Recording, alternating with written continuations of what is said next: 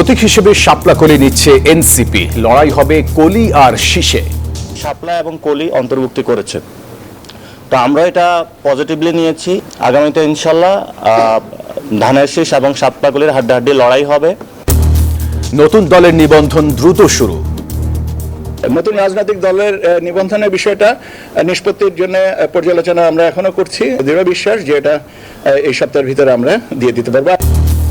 ঢাকায় লড়বেন নাহিদ, ভোটের আগে নতুন জোটের ইঙ্গিত। একদল সংস্কারকে ভিস্তে দিচ্ছে, আরেক দল নির্বাচনকে পেছানোর চেষ্টা করছে। দর্শক দেখছিলেন প্রধান শিরোনাম। এবার জানাবো অন্যান্য শিরোনাম। বাংলাদেশে একটা অ্যানার্কিক সিচুয়েশন, একটা পুরোপুরি একটা নৈরাজ্য সৃষ্টি করার অপচেষ্টা চলছে। দেশে নৈরাজ্য সৃষ্টির অপচেষ্টা হচ্ছে দাবি ফখরুলের। জাতীয় বিপ্লব ও সংহতি দিবস ঘিরে বিএনপির 10 দিনের কর্মসূচি সনদ দিয়ে প্রতারণার অভিযোগ। ভেতরে ভেতরে বিএনপির ফাসিস্ট হওয়ার খায়েশ আছে, মন্তব্য ডাক্তার তাহেরের। ফের 3 বছর জন্য জামায়াতের আমির ডাক্তার শফিকুর রহমান। একটা ছবিতে খালি একজনের পায়ে লাগবে, উনি ম্যানেজ করছেন। জুলাই হত্যা মামলায় এবার জাসদ সভাপতি ইনু ও হানিফ সহ 5 জনের বিচার শুরু। আন্দোলন দমনে শেখ হাসিনাকে উস্কে দেওয়া সহ 8 অভিযোগ। আওয়ামী লীগ, যুবলীগ, ছাত্রলীগ 14 দলীয় জোট মিলিয়ে এই 5 জন ছাত্র জনতাকে হত্যা করা, এই সব মিলিয়ে 8টি অভিযোগ তার বিরুদ্ধে গঠন করা হয়েছে। বেড়ে চলছে ডেঙ্গুর প্রাদুর্ভাব, দ্রুত কার্যকর পদক্ষেপ দাবি রোগী ও স্বজনদের। দ্রুত মশা নিধন নয়, দরকার ভ্যাকসিন বলছেন বিশেষজ্ঞরা। ট্রাম্পের হুমকি ধামকি, বিরোধীদের তীব্র কথার বার। নিউ ইয়র্ক সিটিতে ভোটের মাঠে একরাশ চ্যালেঞ্জে জোহরার মামদানি। এবং নারী বিশ্বকাপ ফাইনালে ভারত দক্ষিণ আফ্রিকা মুখোমুখি, বড় সংগ্রহের পথে হারমিনপ্রীতের দল।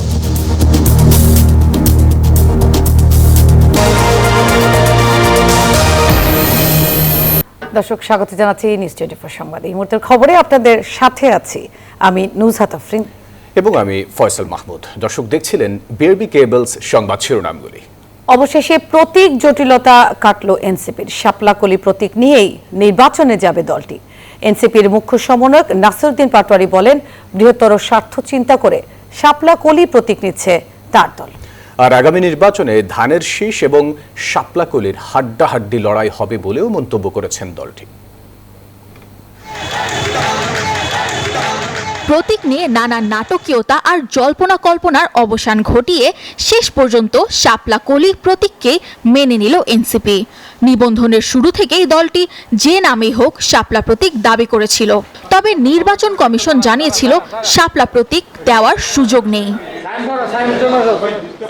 এখন আগের অবস্থান থেকে সরে এসে ইসি নির্বাচনী প্রতীকের তালিকায় শাপলা কলি সহ 3টি নতুন প্রতীক যুক্ত করে গ্যাজেট প্রকাশ করে। এনসিপিকে শাপলা কলি দেওয়া হলে প্রথমে প্রত্যাখ্যান করলেও রোববার দুপুরে ইসির সাথে বৈঠক শেষে শাপলা কলি প্রতীক মেনে নেয় এনসিপি। শাপলাও আছে, কলিও আছে, তো সেই জায়গাতে নির্বাচন কমিশন আমরা যতটুকু চিন্তা করেছি তারা এক ধাপ একটু বেড়ে চিন্তা করে সেখানে কলি, শাপলা এবং কলি অন্তর্ভুক্তি করেছে, তো আমরা এটা পজিটিভলি নিয়েছি।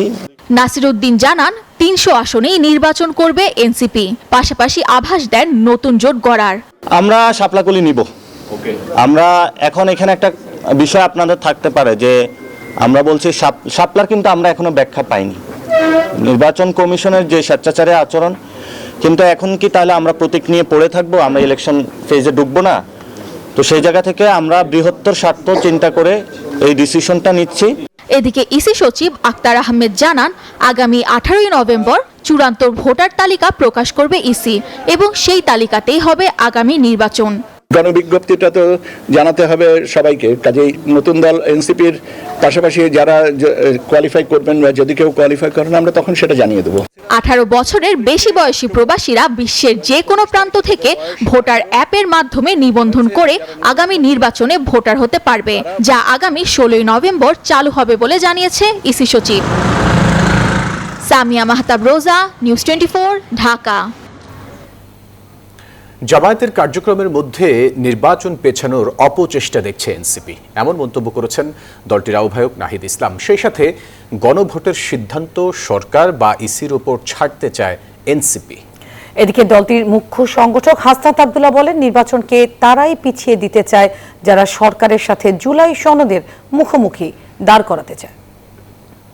এবং জাতীয় ঐকমত্য কমিশনের মাননীয় সভাপতি 17 অক্টোবর সংসদ প্লাজায় ঐতিহাসিক জুলাই সনদ স্বাক্ষর করে বিএনপি জামাত সহ 25টি রাজনৈতিক দল। তবে নানা অভিযোগ তুলে অনুষ্ঠান বর্জন করে জাতীয় নাগরিক পার্টি এনসিপি।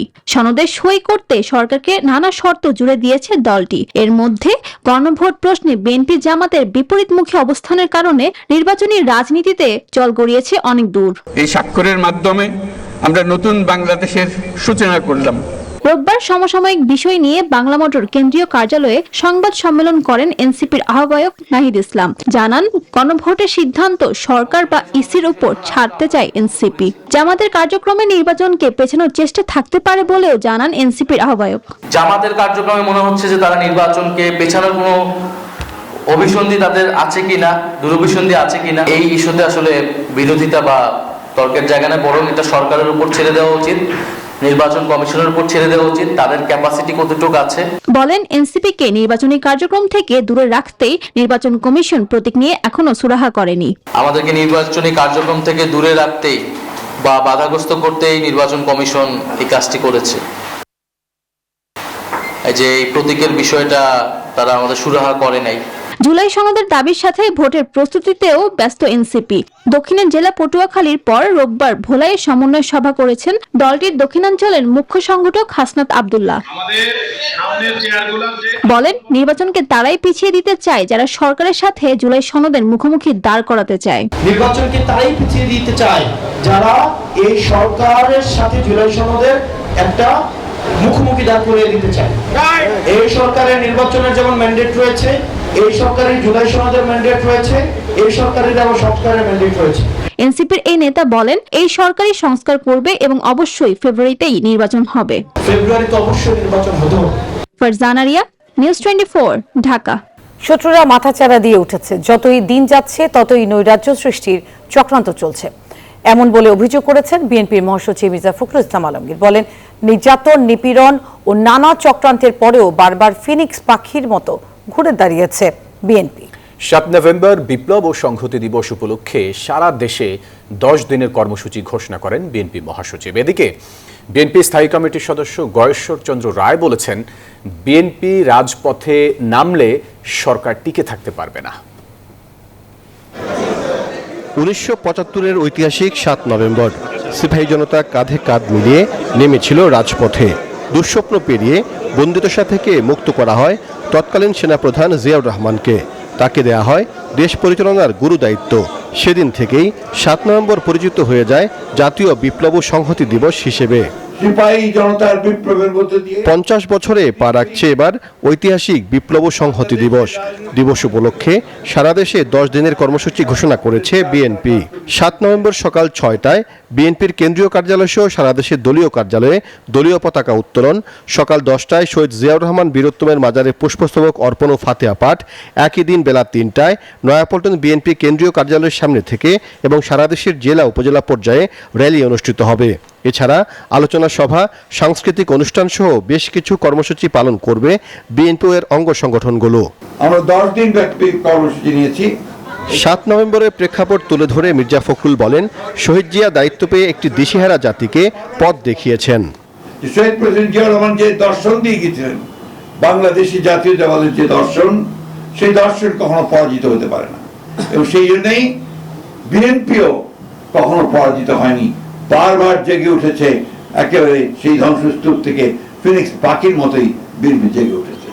চলমান রাজনৈতিক পরিস্থিতি নিয়ে বিএনপি মহাসচিব বলেন, যারা দেশের ভালো চায় না তারা নতুন চক্রান্তে মেতে উঠেছে।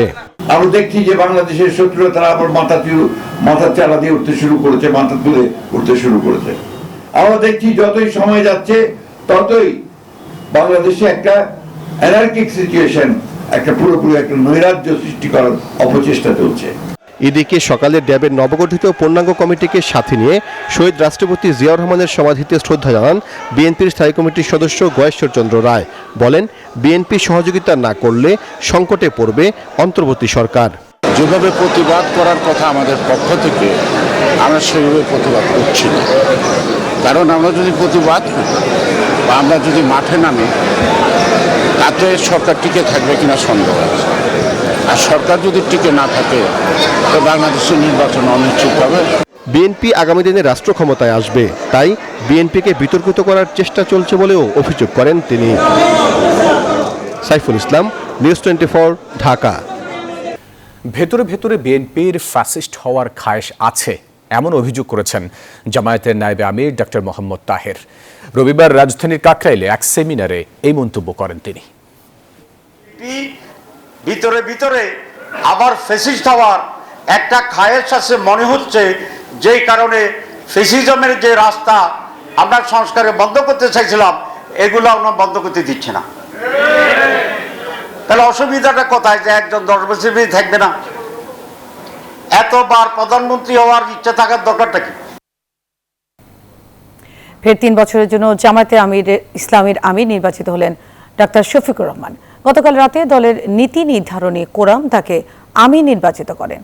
রবিবার দলের বিবৃতিতে এই তথ্য জানানো হয়। এর আগে 9 অক্টোবর থেকে 25 অক্টোবর পর্যন্ত সারা দেশের রুকুনদারদের নিকট থেকে গোপন ব্যালটের মাধ্যমে ভোট গ্রহণ করা হয়। ভোট গ্রহণের কার্যক্রম শেষে সংশ্লিষ্ট দায়িত্বপ্রাপ্ত টিম ভোট গণনা শেষ করেন। জুলাই অপরাধের মামলায় জাসদ সভাপতি হাসানুল হক ইনুর বিচার শুরু হলো। রবিবার দুপুরে মামলাটিতে অভিযোগ গঠন করেছেন আন্তর্জাতিক অপরাধ ট্রাইব্যুনাল। আরেকটি মামলায় আওয়ামী লীগ নেতা মাহবুবুল আলম হানিফ সহ 4 জনের বিচার শুরু হয়েছে। গ্রেপ্তারি পরোয়ানাও জারি করেছেন ট্রাইব্যুনাল। এদিকে জুলাই আন্দোলনে চানখারপুলে 6 জনকে হত্যার মামলায় 13তম দিনের সাক্ষ্য গ্রহণ চলছে। হচ্ছে জঙ্গি রাজাকার তন্ত্রের আসল মা, গণতন্ত্রের সৎ মা। বেগম খালেদা জিয়া, তারেক রহমান তার কৃতকর্মের ফল ভোগ করছেন মাত্র। ফরমান বেঈমান রাজাকার আল-বদর জামাত ইসলামী জঙ্গিবাদী আক্রমণ পরিচালনা করেছে, তারপরেও জামাতকে কেন এখনো নিষিদ্ধ করা হচ্ছে না? কখনো বিএনপি চেয়ারপারসনকে অগ্নিকন্যা, কখনো বা জামায়াত শিবিরকে জঙ্গি তকমা দেন জাসদ সভাপতি হাসানুল হক ইনু। এমন নানা বক্তব্যের কারণে রাজনীতিতে তিনি সব সময় ছিলেন আলোচিত সমালোচিত। জুলাই আন্দোলন দমনে 14 দলের শরিক হিসেবে তাকে ধরা হয় শেখ হাসিনার প্রধান পরামর্শক, যার ফোনালাপ ইতোমধ্যেই আন্তর্জাতিক অপরাধ ট্রাইব্যুনালে জমা দিয়েছে প্রসিকিউশন। একটা ছবির মধ্যে খালি একজনের পায়ে লাগবে, উনি ম্যানেজ করছে। এমনই সব অপরাধের দায়ে রবিবার সকালে আন্তর্জাতিক অপরাধ ট্রাইব্যুনালে হাজির করা হয় ইনুকে। বিচারের মুখোমুখি করা হয় তাকে। মামলাটিতে ইনুই একমাত্র আসামি। তার বিরুদ্ধে অভিযোগ 8টি। প্রসিকিউশন বলছে সব অভিযোগই প্রমাণ করা সম্ভব, তাই মামলাটি চালিয়ে যাওয়ার নির্দেশ দিয়েছেন আন্তর্জাতিক অপরাধ ট্রাইব্যুনাল। তবে সব অভিযোগ অস্বীকার করেছে আসামি পক্ষ। অনেক গায়েবী মামলা হয়েছে, উনি দাবি করেছেন যে উনি ওই অনেক গায়েবী মামলার মধ্যে উনি একজন শিকার হয়েছেন। কুষ্টিয়া শহরে 5ই আগস্টে 6 জন ব্যক্তিকে তার পরামর্শ নির্দেশে সেখানকার পুলিশ এবং প্রশাসন, আওয়ামী লীগ, যুবলীগ, ছাত্রলীগ 14 দলীয় জোট মিলিয়ে এই 5 জন ছাত্র জনতাকে হত্যা করা, এই সব মিলিয়ে 8টি অভিযোগ তার বিরুদ্ধে গঠন করা হয়েছে। আগামী 30শে নভেম্বর তার এই মামলার ওপেনিং স্টেটমেন্টের জন্য এবং সাক্ষ্য গ্রহণের জন্য দিন ধার্য করা হয়েছে। এদিকে জুলাই অপরাধের আরেকটি মামলায় আওয়ামী লীগ নেতা মাহবুবুল আলম হানিফ সহ 4 আসামির বিচার শুরু হলো।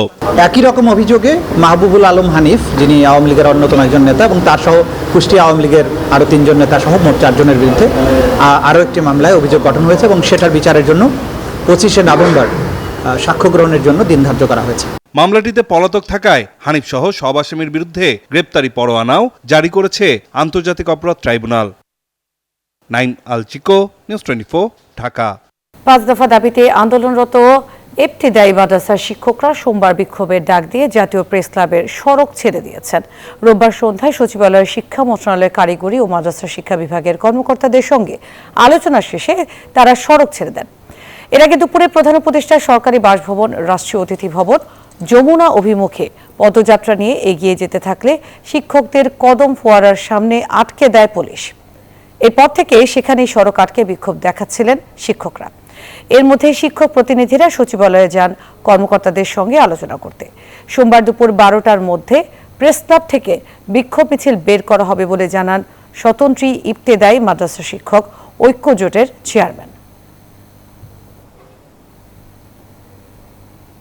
এই লং মার্চ টু আন্দোলন কর্মসূচিতে রাস্তায় যে অবস্থান করতে শিক্ষক ভাইরা, এদেরকে ওনার অনুরোধেই আমাদের কেন্দ্র কমিটির সিদ্ধান্ত মোতাবেক অবস্থান ধর্মঘটের স্থানে আমরা নিয়ে যাওয়ার জন্য আমরা সিদ্ধান্ত নিয়েছি। আগামীকাল দুপুর 12 ঘটিকার মধ্যে এই আন্দোলনরত শিক্ষকদেরকে নিয়ে আমরা বিক্ষোভ কর্মসূচি আমরা পালন করব। দর্শক, বিএনপি স্থায়ী কমিটির বৈঠকে বক্তব্য রাখছেন দলটির ভারপ্রাপ্ত চেয়ারম্যান তারেক রহমান। আমরা সরাসরি চলে যাচ্ছি তার বক্তব্যে। সারা দেশে 93 জন নারী ধর্ষণের শিকার হয়েছেন। গণধর্ষণের ঘটনা ঘটেছে 14টি। এর মধ্যে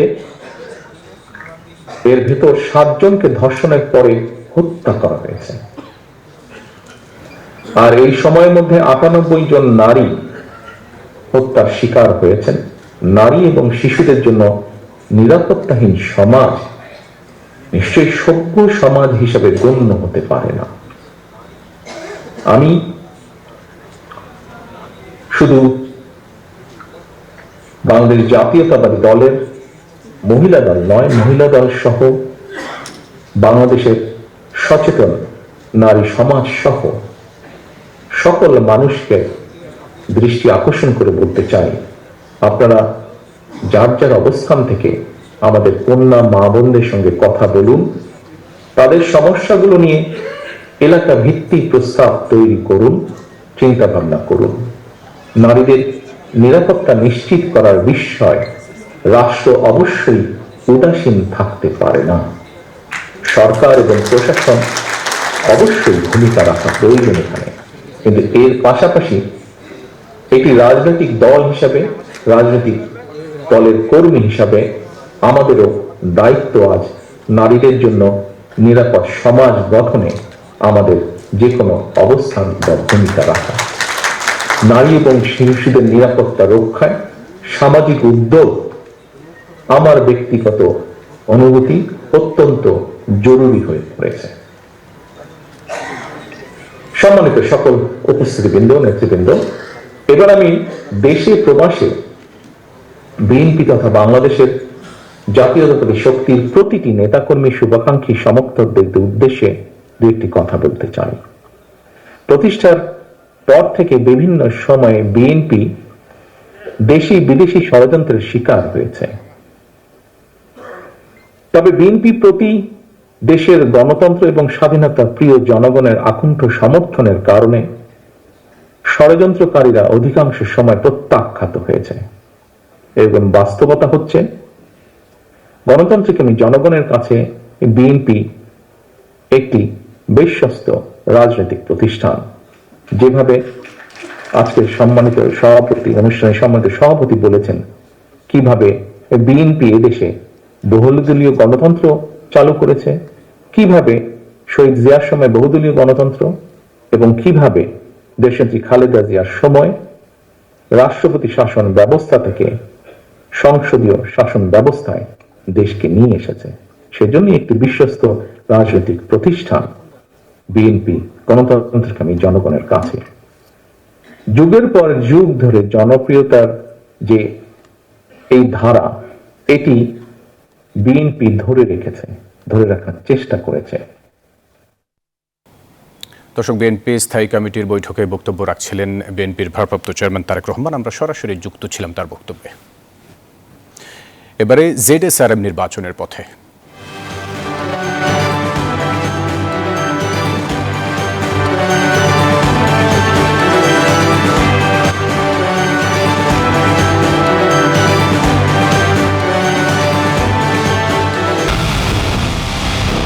পুরো দেশের মুখে হাসি ফোটাতে নিজেকে হতে হয় স্ট্রং, আর মনোবল হতে হয় স্পার্জিরো। জেডএসআরএম 25 বছরের পথ চলায় নিরাপদে রাখার প্রত্যয়ে। রূপসা, তেরখাদা ও দিঘুলিয়া উপজেলা নিয়ে গঠিত খুলনা 4 আসন।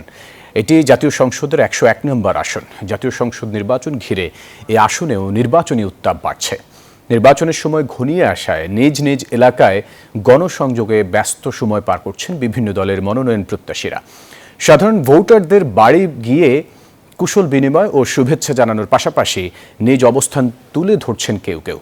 জেলা নির্বাচন অফিসের তথ্য মতে এই আসনটিতে মোট ভোটার সংখ্যা 3,66,198 জন।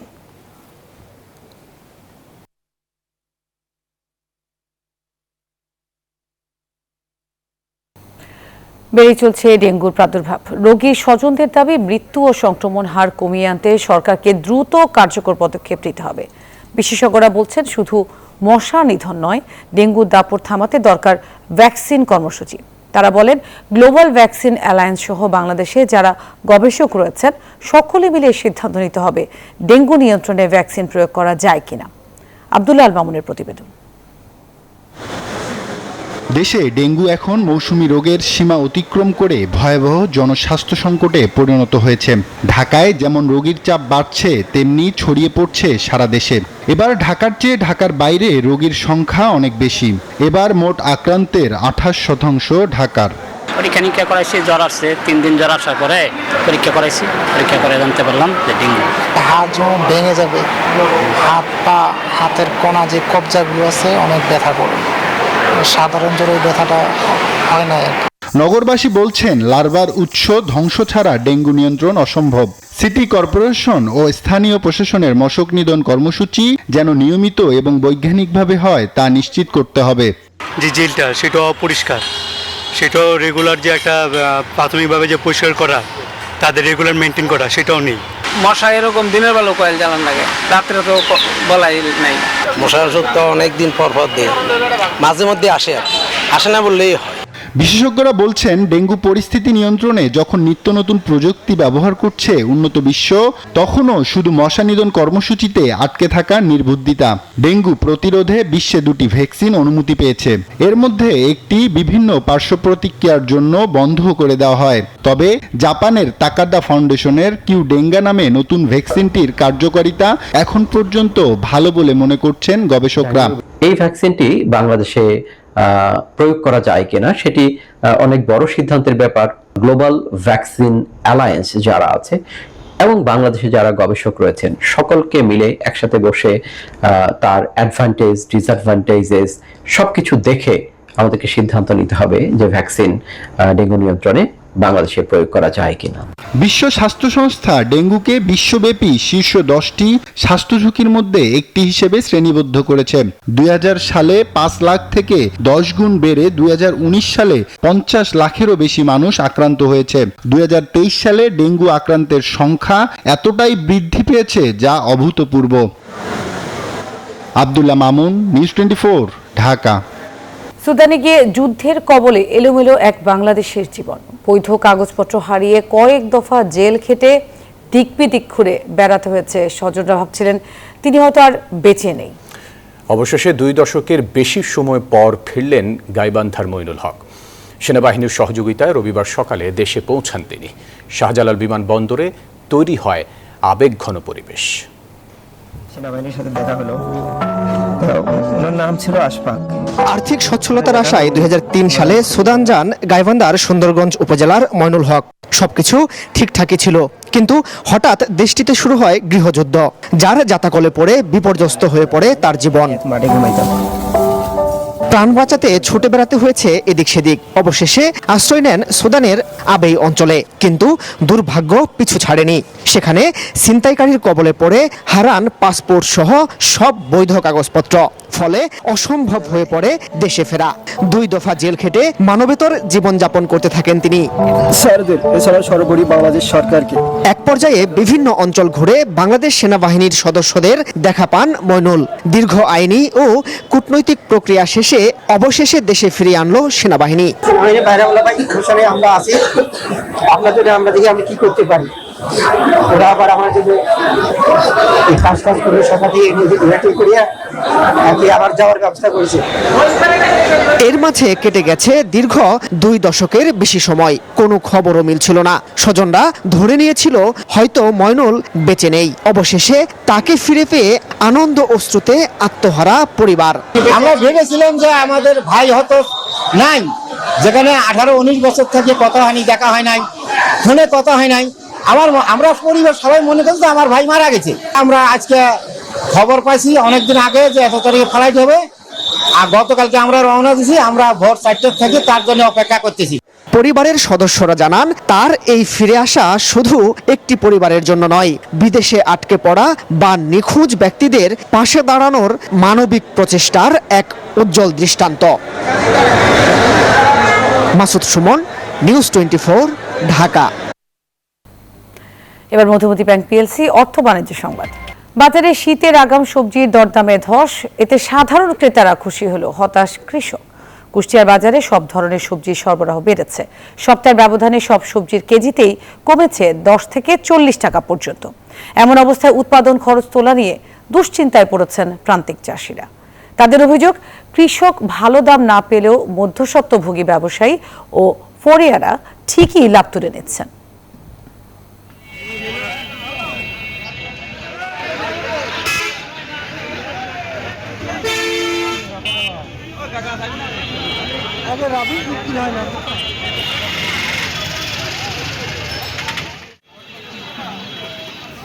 আন্তর্জাতিক প্রসঙ্গ। নিউ ইয়র্ক সিটির মেয়র নির্বাচনে ইতিহাস গড়ার সম্ভাবনা তৈরি করেছেন জোহরান মামদানি। জয় পেলে তিনি হবেন শহরটির প্রথম মুসলিম মেয়র। ভোটের মাঠে জীবনযাত্রার ব্যয় কমানোর অঙ্গীকারই তার মূল মন্ত্র। আর বিরোধীরা অবশ্য বলছেন মামদানি অনভিজ্ঞ, তার কিছু নীতিও বিতর্কিত। এদিকে মোকাবেলা করতে হচ্ছে প্রেসিডেন্ট ট্রাম্পের হুমকি ধমকি। এসব চ্যালেঞ্জ নিয়ে ভোটের মাঠে সরব এই তরুণ প্রার্থী। মাত্র কয়েক মাস আগেও অপরিচিত জোহরান মামদানি এখন নিউ ইয়র্কের রাজনীতির কেন্দ্রবিন্দুতে।